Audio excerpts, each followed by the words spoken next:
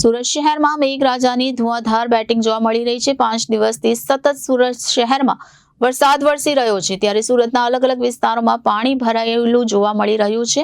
ત્યારે આજે પણ સવારથી જ મેઘરાજાની ધુઆધાર બેટિંગ જોવા મળી રહી છે। આમ સુરત સહિત દક્ષિણ ગુજરાતમાં હવામાન વિભાગે ભારે વરસાદની આગાહી કરી છે અને આ આગાહી વચ્ચે સુરત જિલ્લામાં સવારથી જ કાળા ડિબાંગ વાદળો ઘેરાયા હતા અને કાળા ડિબાંગ વાદળો વચ્ચે વરસાદે વરસવાનું ચાલુ કર્યું હતું। વરસાદ વરસતા ગરમીથી પણ લોકોને આંશિક રાહત થઈ છે અને વાતાવરણમાં ઠંડક પ્રસરી ગઈ છે। આ વરસાદના કારણે છત્રી અને રેનકોટ પહેરી ઘરની બહાર નીકળવાની પણ લોકોને ફરજ પડી છે। સુરત સહિત દક્ષિણ ગુજરાતમાં હવામાન વિભાગે ભારે વરસાદની આગાહી કરી છે। આગાહી વચ્ચે સુરત જિલ્લામાં સવારથી જ કાળા ડિબાંગ વાદળો ઘેરાયા હતા અને કાળા ડિબાંગ વાદળો વચ્ચે વરસાદે વરસવાનું ચાલુ કર્યું હતું। વરસાદ વરસતા ગરમીથી પણ લોકોને આંશિક રાહત થઈ હતી અને વાતાવરણમાં ઠંડક પ્રસરી હતી। આ વરસાદના કારણે છત્રી અને રેનકોટ પહેરી ઘરની બહાર નીકળવાની ફરજ પડી હતી। સુરત જિલ્લામાં ભારે વરસાદના કારણે નદીઓ અને ખાડી બે કાંઠે વહેતી થઈ છે।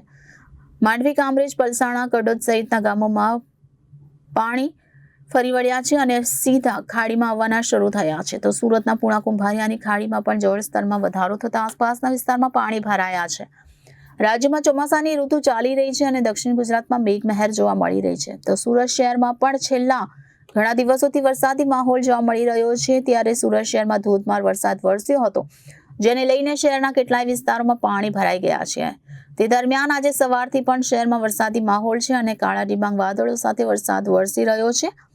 આજે વહેલી સવારથી રિંગ રોડ પર વરસાદ વરસ્યો હતો। આ તસવીર છે ટેક્સટાઇલ માર્કેટ રિંગ રોડ પાસે।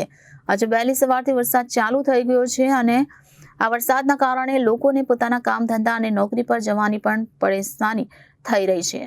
ત્યારે માન દરવાજા પાછળ આવેલું ખાજાનગરની ખાડી પણ છલોછલ થવા આવી છે અને આ ગલીઓમાં પાણી ભરાતા છોકરાઓને મજા પડી ગઈ છે અને ખાજાનગરની ખાડી છે જે દર વર્ષે આવી રીતે ગલીઓમાં પાણી આવી જાય છે અને તે ખાડીમાં જાય છે।